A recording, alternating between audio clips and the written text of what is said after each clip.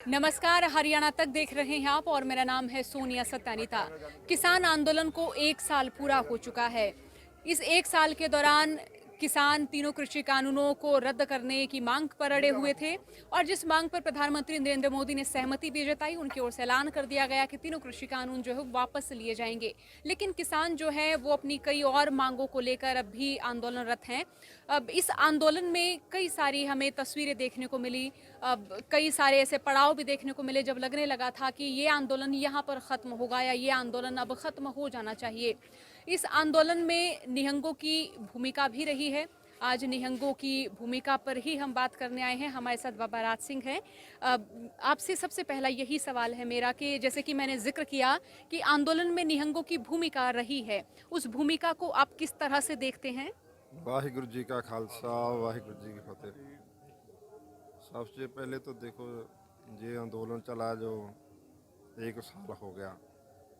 26 नवंबर से जहाँ आए थे सभी, उस 2 दिन के बाद 28-30 नवंबर को हम जो निहंग सिंह फौजी हैं, सिंह साहेब बाबा कुलविंदर सिंह जी चौंते वाले, दास राजा राज सिंह जी, ਸਿੰਘ ਸਾਹਿਬ ਬਾਬਾ ਨਰੈਣ ਸਿੰਘ ਜੀ ਅਸੀਂ ਆ ਗਏ ਸੀ। ਉਸ ਤੋਂ ਬਾਅਦ ਫਿਰ ਸ਼੍ਰੋਮਣੀ ਪੰਥ ਅਕਾਲੀ ਬੁੱਢਾ ਦਲ ਆਇਆ, फिर और भी दल पंथ आए सारे। 1 साल तो ਅਸੀਂ ਇੱਥੇ किसानों की जो है ढाल बनकर जहाँ बैठे हैं, उनकी सुरक्षा छतरी बनकर जहाँ बैठे हैं। और 1 साल के दौरान जहाँ बहुत सारे उतरा चढ़ा मोर्चे में आंदोलन में आए, जैसे आरएसएस ने 29 जनवरी को जहाँ बहुत बड़ा हमला किया दूसरी 2 नंबर स्टेज पर। उन्होंने टेंट उखाड़े, किसानों पर लाठियाँ भी बरसाई। तब निहंग सिंह फौज ही थी जो उनको रोका, जहाँ से खदेड़ दिया। तब से लेकर आज तक मुड़ जहाँ कोई हमला ऐसा नहीं हुआ। उनकी जरूरत नहीं पड़ी, उनकी ताकत नहीं हुई कि जहाँ कोई बड़ा हमला कर दे। उनको मालूम हो गया कि निहंग सिंह फौज है, ये सुरक्षा कवच है आंदोलन का। अगर जाएंगे तो पहले वाला हमारा हाल है। मुड़ के जहाँ 29 जनवरी के बाद ऐसा कोई हमला नहीं हुआ। वैसे तो बहुत हमले कराए हैं अंदरूनी, यहाँ से बाहर तो हो गया, किसानों को मारा भी गया, लखीमपुर खीरी में, करनाल में भी। तो हम जहाँ बड़े संयम से बैठे हैं। और दशहरे के दिन हमारे गुरु पर भी एक बड़ा हमला करवाया गया, बेअदबी की गई। और निहंग सिंह फौज ने उस दुष्ट को शोध भी दिया, आपने देखा है। और हमारे जो निहंग सिंह जथेदार हैं बाबा नारायण सिंह जी 3, और भगवान सिंह, गोविंदप्रीत सिंह और सर्वजीत सिंह, वो हमारे अरेस्ट हुए हैं, जेल में हैं। कोई बात नहीं, हमारी नज़र में वो अच्छा था, ठीक था। और गवर्नमेंट की नज़र में वो गलत था, तो हमने भागे नहीं, लुके नहीं, जहाँ अपनी गिरफ्तारी दी है। बाबा जी, इस बीच एक सवाल और है कि अब जब वो हत्या की गई तो उसके बाद बहुत सारी जो हैं अब हम राय सुन रहे थे, लोगों की बहुत सारी प्रतिक्रियाएं सुन रहे थे। हम ये भी सुन रहे थे कि आंदोलन है, इसमें धार्मिक मुद्दों का, धार्मिक मसलों का क्या काम है? देखो, जहाँ जो गुरु ग्रंथ, जहाँ निहंग सिंह फौज जाती है, हम गुरु की जो है आज्ञा है गुरु के, उनके नाम पर ही हम मोर्चा लड़ा जाता है। जहाँ भी गुरु ग्रंथ साहब महाराज प्रकाश है, गुरु के निशान जहाँ हैं, उनकी ताबे ये मोर्चा लड़ा आज भी गुरु ग्रंथ साहब जहाँ प्रकाश है, हम गुरु के बिना नहीं रह सकते। वाणी पढ़ते हैं, गुरु का लंगर चलता है। जहाँ आंदोलन को बहुत बड़ा इससे फायदा हुआ है। फिर मैं बताना चाहता हूँ आपसे, आपका सवाल ही है, अगर लोग कहते हैं जहाँ धार्मिक नहीं होना चाहिए, जहाँ से निशान उखाड़ लेने चाहिए, जहाँ से निहंग सिंहों को चले जाना चाहिए, इसको धार्मिक रंग देनी चाहिए, तो अब तो भाई गुरु नानक के प्रकाश पर्व भी तो धार्मिक ही था, तो उसने क्यों चुना वो दिन? उन लोगों से पूछना चाहता हूँ, प्रधानमंत्री ने वो दिन क्यों चुना? और भी कोई दिन चुन सकता नहीं। ये देखो, सभी धर्मों का था, क्या किसान कोई धर्म में नहीं आते?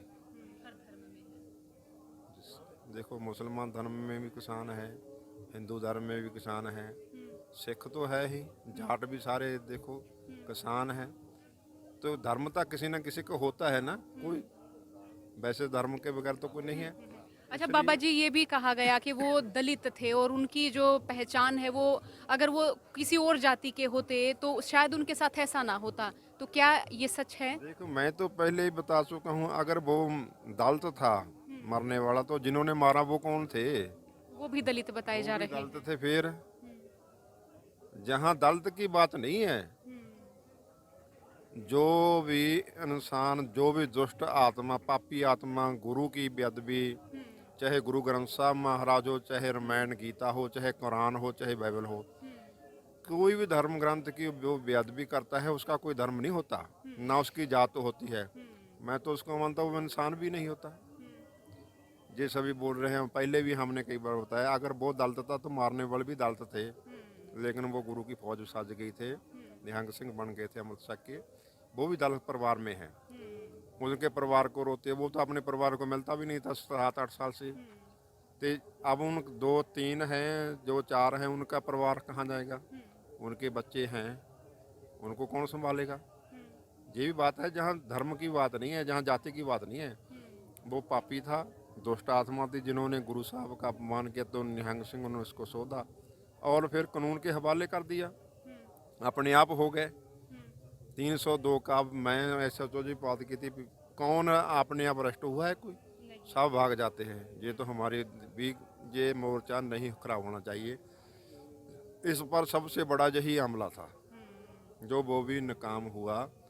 जो इसको बदनाम करना चाहते थे आंदोलन को, गुरु धर्म कार्ड लेकर, वो भी निष्फल कर दिया हमने। अच्छा, ये भी सुना गया कि वो नशे करते थे, या परिवार से तो दूर ही रहा करते जिनकी हत्या की गई। उसमें हम क्या साजिश मान सकते हैं कि किसी की साजिश थी? देखो हमको तो ये मालूम है कि उन्होंने हमारे इष्ट को, हमारे गुरु को उन्होंने बेअदबी की उसकी, चाहे सर्वलोक ग्रंथ था, है तो गुरु साहब की रचना थी ना। और वो नशे करता था, नशेई बंदे से जो हमारी, हमको जो मालूम ने बेअदबी की, तो हमने उससे कोई निजी दुश्मनी नहीं थी कि कोई उसके पैसों का लेन देन या जमीन जायदाद का रौला था। अब सरकार ने निकालना है भी बात, उनको किसने जहाँ सोडा, किसने ले आकर, किसने उसको भेजा, जी तो सरकार की बात है, निकाले।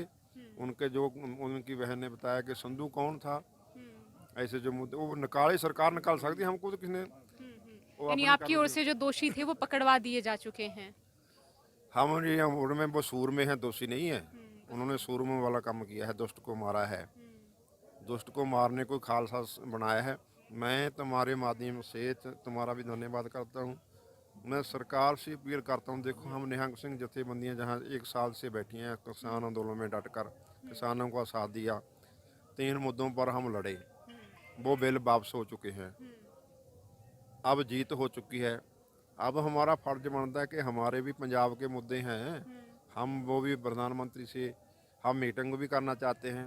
कल भी मैंने बोला कि हमको बुलाओ, हमारे साथ बैठ करो, जो जहाँ बेअदबी हुई उसको हम क्यों मारे, क्यों मारना पड़ा, क्या कारण है उसके पीछे? जब को हमको इंसाफ ही नहीं मिला, बहुत देर से गुरु साहब की बेअदबी हो रही है, जिनको पकड़ा उनको कोई सज़ा नहीं, उनको छोड़ दिया जाता है, उसको उनको कह देता है ये मेंटल है, ये दिमागी परेशानी है इसको। क्या उनको गुरु ग्रंथ साहब भी दिखता है? वहीं आके वो आग लगाता है, जा उसको उठा कर ले जाता है, जा फाड़ देता है, और कहीं नहीं जाता वो आदमी। जो भी गुरु ग्रंथ साहब हो, चाहे बाइबल हो, चाहे कुरान हो, चाहे गीता हो, चाहे रामायण हो, जो भी आदमी इनकी बेअदबी करता है, मैं भारत सरकार से निवेदन करता हूँ, बेनती करता हूँ सरकार से कि ऐसा कानून बनाए ना, सख्त से सख्त उनको उम्र कैद या उनको फांसी की कैद होनी चाहिए, ताकि कोई बेअदबी ना कर सके धर्म ग्रंथों की। ये लाभ बढ़ना चाहिए, ये हमारी मांग है। बाबा जी, एक सवाल और है, जब ये घटना हुई बेअदबी वाली, तो उसके बाद लोगों में डर भी रहा कि निहंग कौन है, वो कौन है जो हथियार रखते हैं। तो डर का माहौल लोगों के बीच में गया और ये परिभाषा लोग समझ नहीं पा रहे थे, निहंग कौन है, वो किस उद्देश्य से यहाँ पर आए हैं, क्यों ये हत्या की गई है। हालांकि बेअदबी का मामला जरूर था, लेकिन एक डर जरूर रहा, निहंगों की परिभाषा एक डर के तौर पर हो गई थी। देखो जी, निहंग खालसा हम देखो शांत भी इतने हैं। हमारे गुरु ने जहाँ हिंदू धर्म बचाने के लिए अपना शीश कटा दिया। गुरु तेग बहादुर को तो जानते होंगे ना, हम उनकी फौज हैं। उनके बेटे द्वारा साझा गजय पंथ है। हम किसी पर जुल्म नहीं करते। अगर हम जुल्म सह में नहीं सर सकते, जहाँ किसानों पर जुल्म हुआ तो हम बैठ गए। अगर उस दिन 29 जनवरी को आरएसएस जहाँ आई थी, बीजेपी के गुंडे जहाँ आए थे, किसानों को मार रहे थे, कोई खून खराबा हो जाता तो, किसी बेटी की कोई इज्जत खराब कर देते तो, फिर ये जुल्म के हम साथ लड़ते हैं। उसने पापी ने जहाँ जुल्म किया तो उसको, अगर हमको क्यों तलवार उठानी पड़ी। अगर सरकार कोई कानून बनाए, उनको सख्त से सख्त सजा मिले, तो हमको ये तलवार उठाने का हम क्यों उठाएं। हमारे परिवार हैं, हम भी जिंदगी जीना चाहते हैं। और मैं तुम्हारे चैनल से ये भी मांग करता हूँ सरकार से, जे सिर्फ हमको हमारे हक मिलने चाहिए। हम जहाँ के बसिंदे हैं भारत के, हम कोई बाहर से नहीं आए हैं। हम संविधान को मानते हैं, कानून के दायरे में रहकर हम काम करते हैं। हम कानून से बाहर नहीं जाते। सभी का हक है ज़िंदगी जीने का। जो हमारे सिख भाई लोग हैं, उनको भारत सरकार ने नजायज़ तौर से जेलों में बंद कर रखा है। अगर उन्होंने कोई अपराध किया है, उनको उनकी सज़ा मिल चुकी है। किसी को 10 साल की हुई है, किसी को 5 साल की हुई है। अब तो छोड़ दो, वो तो अब 20-20 साल भी काटे पड़े रहे। अब क्यों उनको, केड़ा कौन सा कानून है कि सज़ा भी वो पूरी कर ले। तभी ये वो, कौन से मामले की सजा की बात कर रहे हैं बाबा जी? हमारे जो सिख हैं, बहुत से कैदी हैं जो सरकार ने बंद कर रखे हैं। जो उन्होंने काम किया, अगर कोई किया, उन्होंने सज़ा भी तो भुगत ली है ना। तो कौन सा कानून कहता है कि उनको ज़बरदस्ती जेलों में बंद करें। उनको रिहा करना चाहिए सभी बिंदी सिंहों को, हमारे जो है सिख भाई हैं। अगर नाल ही है हमारी ये भी है जो किसान आंदोलन चला 1 साल, पंजाब से चल 4-5 महीने पंजाब में, अब 1 साल से जहाँ चल रहा है। और सरकार को जितने भी हमारे लीडर हैं या हमारे नौजवान हैं, उन पर केस चल रहा है, वो सभी वापस लेने चाहिए। जब कानून वापस हो गए तो वो केस क्यों, सभी को वापस लेना चाहिए। बाजियत सभी बरी करने चाहिए। उन पर केस खारिज होने चाहिए। और कई किसानों को ट्रैक्टर भी, मैंने सुना है ट्रैक्टर भी बंद हैं थानों जेलों में, वो भी उनको देने चाहिए। जब कानून ख़त्म हो गया, आंदोलन ख़त्म हो रहा है, तो फिर उनको उनकी चीज़ें भी वापस करनी चाहिए। बाबा जी, सवाल ये भी है कि आपकी भूमिकाओं पर भी प्रश्न खड़ा होता रहा। आपको किसने बुलाया या आप किस तरह से इस आंदोलन में आए? देखो, हमको लोगों ने बुलाया, किसानों ने बुलाया। आप 28 नवंबर का निकालो बायोडाटा पिछली, उसमें क्या लोग कह रहे हैं कि जहां निहंग सिंह फौज आए, उनको मालूम था कि अगर निहंग सिंह फौज इसमें आकर शामिल होती है तो किसानों को कोई डर नहीं रह जाएगा। क्योंकि जिस सरकार की कुछ चालें चली हुई, सरकार ने आरएस के गुंडे भी जहां आए, बीजेपी के गुंडे भी जहां आए, उन्होंने हमला भी किया। और निहंग सिंह, उन्होंने उन हमलों को टाल दिया, खदेड़ दिया। अगर हम ना होते, खबर है क्या करती सरकार, कितने हमारे किसान को मार देती है। वो बीजेपी वाले, आरएसएस के गुंडे आ रहे थे, क्या करते वो हमारे बच्चियों के साथ, क्या करते।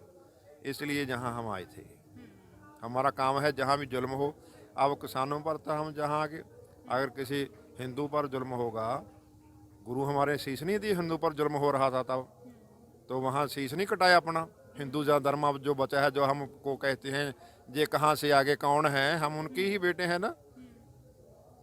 तो उनको तो हमारा सत्कार करना चाहिए, उन लोगों के भी। जिस गुरु तेग बहादुर महाराज ने हमारा हिंदू धर्म बचा दिया, हम उनकी फौज को ऐसे बोलते हैं।